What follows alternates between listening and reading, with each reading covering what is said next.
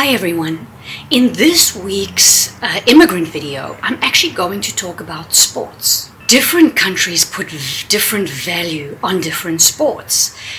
Different sports become national sports for many different countries. So let's travel around the world to the different English-speaking countries and have a look at the sports that rock their world.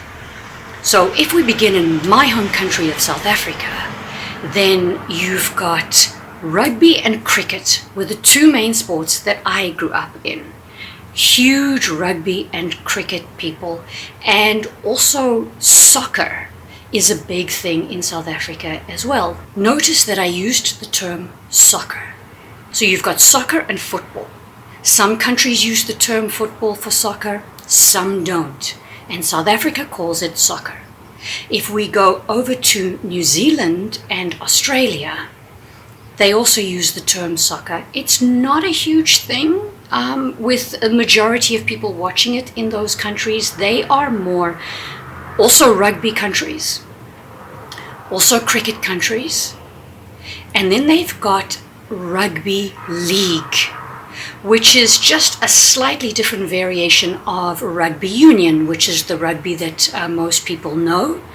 And then in Australia, they've got something called Aussie rules football. And at that point, they use the term football, which is also something between soccer and rugby. I never really got into it and I never really understood it, but it's an interesting game.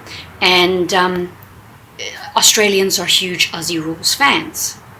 If we then go up to the UK, now soccer becomes football. They refer to it as football. Huge in the UK. Most of you will know that.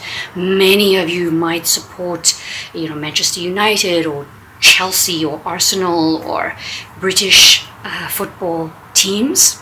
They are also cricket fans and they are also rugby fans and very prevalent in both sports. Now when we head over to North America, when we go to Canada, their main sport, which with a lot of supporters, is ice hockey. And of all the English-speaking countries that I've been referring to, they're the only ones who really are huge ice hockey fans. There is a big ice hockey following in the US, but not as big. I mean, in Canada, it is the national sport. They also have Canadian football. And many people follow American football. And now when I refer to football, completely different game, quarterbacks, wide receivers, and they use the term soccer. So there are people who follow soccer and maybe it's becoming a little bit more prominent. But in Canada, ice hockey, Canadian football, American football, basketball, and baseball are big. And if we go down into the US, your big sports are baseball, basketball, American football, some ice hockey. College football is very, very big. In fact, it actually even has a bigger following than professional NFL football. I hope you enjoyed this video about different sports in different English-speaking countries and which ones are important and which ones are followed.